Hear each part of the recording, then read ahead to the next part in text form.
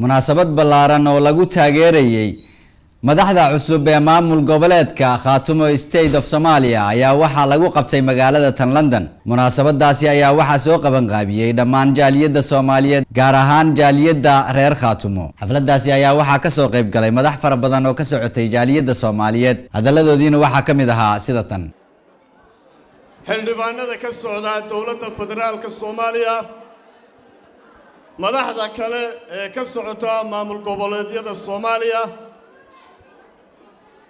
shacab weynaha ka soo qayb galay xafladan oo ah xaflad lagu taageerayo, loo hambalyaynayo, la soo dhaweynayo maamul goboleedka Khaatumo State of Somalia.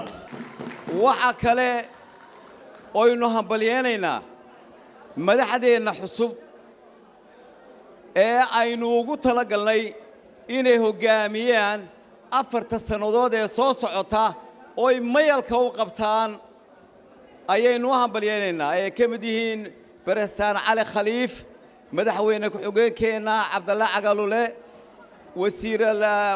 ra'iisul baarlamaanka Maxamuud Sheekh, iyo marka lagu daro dimuqraadiyadda aynu abuurnay ee aan weligeed Soomaaliya aan ka dhicin ee maanta la yaab kale ee aynu ka dhignay marwo reer Khaatumo ah speaker ku xigeen aynu ka dhignay, yani wax la yaab karo weey. shiitan baan odhanayaa Salaaman Cabdi Ducaale, rugcadaagi guddigii qaaliga ahaa ee Khaatumo asaaskeeda lahaa, innaguna aynu halka markii ugu horreysay ku soo casunay isagoo matalaya, iyo wasiiradeennii halkaas soo gaadhsiiyey Khaatumo ayuunbaynu caawa halka ku sharfaynaa. waa xilli loo baahan yahay in la xuso loo hambalyeeyo madaxda cusub ee uu hogaaminayo Dr. Cali Khaliif Galayd. rukunka labaad waxa weeye dadka gobolada dega Khaatumo ay degto inay wixii ay Soomaali la wadaagaan Soomaali kala tashadaan, wixii iyaga u gaarana ay iyagu ka tashadaan oo aan cid kaleeto taladooda qaban. qodobka saddexaad oo rukunka saddexaad oo aad qaybi doontaan nala kuna garan doono waxa weeyaan dadka Soomaaliyeed ee hareeraha naga xiga iyo kuwa naga shisheeyaba inay naga helaan ixtiraam iyo Soomaalinimo iyo daris wadaag iyo tolnimo wadaag.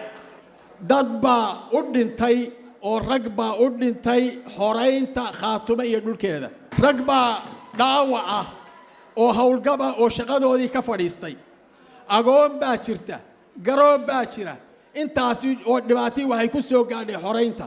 waxaan idinka codsanayaa in faataxada loo akhriyo intii u dhimatay xornimada Khaatumo iyo inta dhiigooda ku daadisay.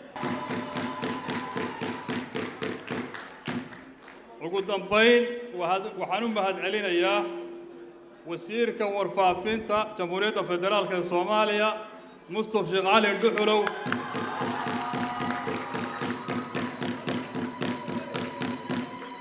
waa wasiirkii koowaad ama mas'uulkii koowaad ee u hambalyeeya maamul goboleedka Khaatumo State of Somalia isagoo ku hadlaya magaca xukuumadda Jamhuuriyadda Federaalka Soomaaliya. Yusuf Garabay, warbaahinta qaranka Soomaaliyeed, London.